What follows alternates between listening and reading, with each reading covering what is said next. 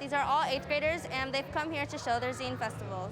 We did a lot of research on our cultures and heritages, and then we culminated all that research into a zine. And here at the Centro Cultura de la Raza, we are presenting our zines to the public and having an exhibition.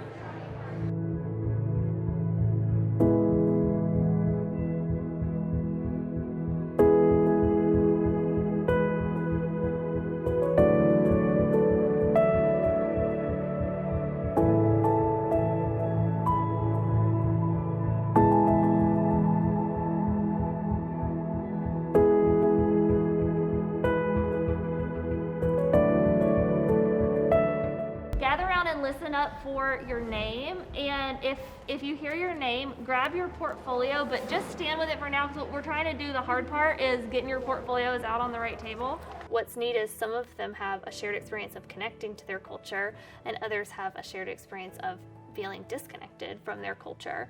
And either way, we start discussing with our table groups and our partners like how we're going to turn all of our research into this artistic product, this zine, because it's a zine project.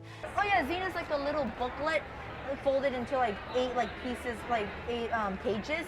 And when you write like your thoughts, like it can be like in the videos like we saw, it can be like about like science, history, things like you feel like part of like Black Lives Matter, like you can get the message of. It's like a form of it's like a form of sharing out like what your thoughts are to public.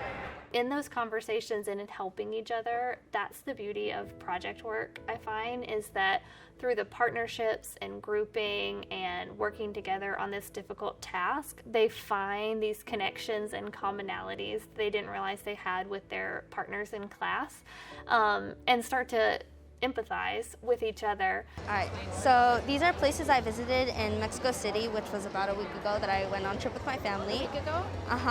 And this is the Palace of Art at night, and then the Palace of Art during the day. Yeah, it's very beautiful. Some of the skills I've gained from this project would probably be getting to know more about myself. So when someone asks me, oh, what's your culture about, or what's your race, or what do you do? I'll be able to explain more about myself. Not having this much information before is upsetting, but within a week of our project, I was able to learn so much more, and it's just very helpful.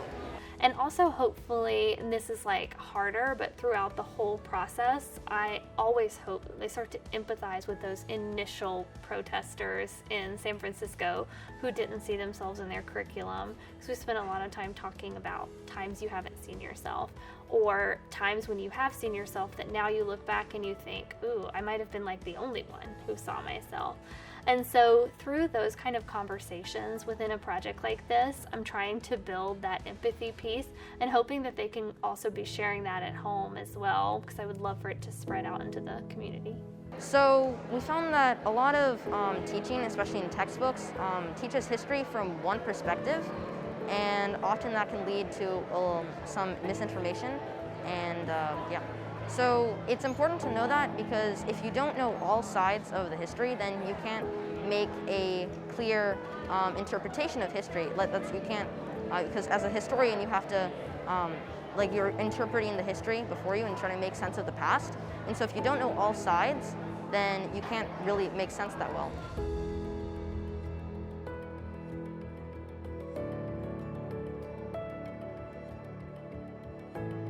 We did a project last year where the whole project was learning about voters' rights and like the different laws that have gone in place to uplift or suppress them, and have students like look at who are the people that are voting. Let's actually apply the math to this, make predictions about what's going to happen in the next election, and make changes to how we could change that, you know, because we want to be in a more democratic society. We need more people voting.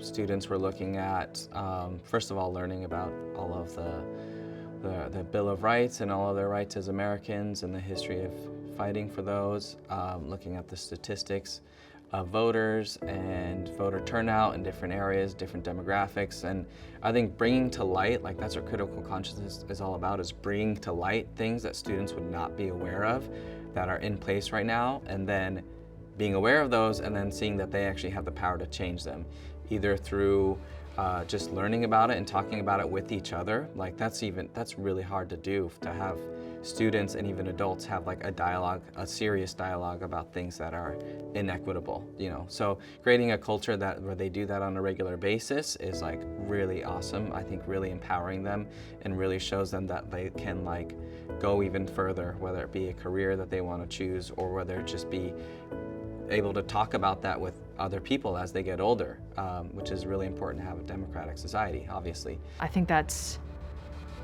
important to learn, I guess, earlier in life, because, I mean, you're gonna get to that point, so, of like on voting, so I think it's important to learn it early, and I did enjoy it because, you know, I talked to my parents, be like, oh, I didn't know like you had to vote on like taxes or this and that, and they kind of explained it more to me, and I thought it was really interesting, and like, wow, I really need to think about like what I'm voting for here, so yeah, that was a really cool project.